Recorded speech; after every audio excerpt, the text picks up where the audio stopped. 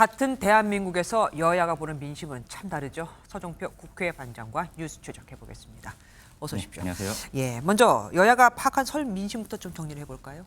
네, 국민의힘은 설 민심을 간단 명료하게 정리했습니다. 네. 바로 이재명은 안 된다였습니다. 신동욱 국민의힘 수석 대변인은 이재명 대표의 공직선거법 등 이 항소심 선고 결과가 신속하게 내려져야 했다는 민심이 많았다고 오늘 밝혔습니다.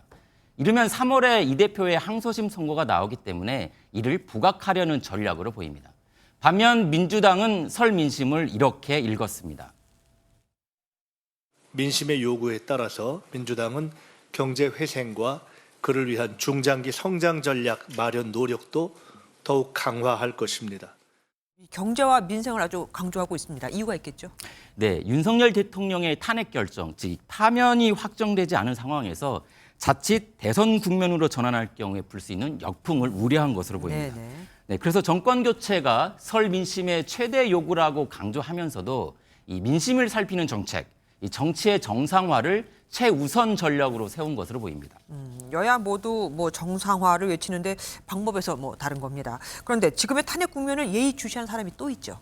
네, 한동훈 전 국민의힘 대표입니다. 이 탄핵 정국이라는 이 악조건 속에서도 이 국민의힘의 지지율이 상당히 높게 나오고 있잖아요.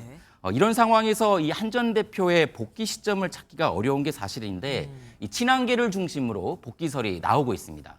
다음 달 초 늦어도 2월 말쯤 복귀를 점쳤습니다. 그러면은 대통령의 탄핵 심판이나 이재명 대표 항소심 선고 그 시기하고 맞아 떨어지네요. 네, 그렇습니다. 아무래도 무시를 할 수 없겠죠. 이 국민의힘의 높은 이 지지율 속에는 이 당내 극우, 강성 지지층에 대한 우려가 있는 게 사실이거든요. 네. 이 우려가 극에 달할 때 이 한 전 대표의 복귀 시점이 정해질 것이다, 이런 전망입니다. 네.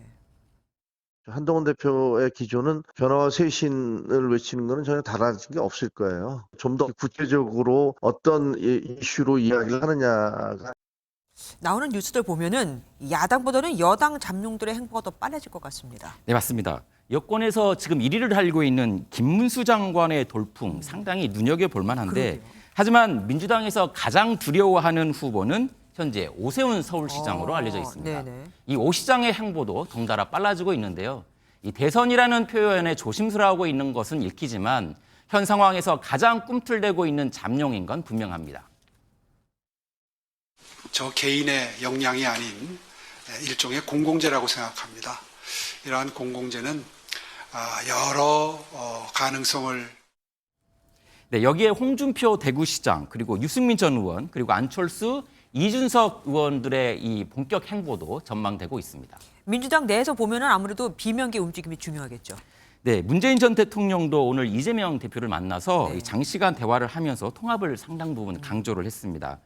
비명계에서도 이러한 통합 기조 속에서 이 민생과 경제를 우선해야 한다는 목소리가 높습니다. 문재인 정부 때 총리를 지낸 이 비명계 정세균 전 총리도 오늘 MBN과의 통화에서 지금은 정권 재창출이니 교체니 이런 것보다는 여야 할 것 없이 민생과 경제를 챙길 때라고 쓴소리를 했습니다.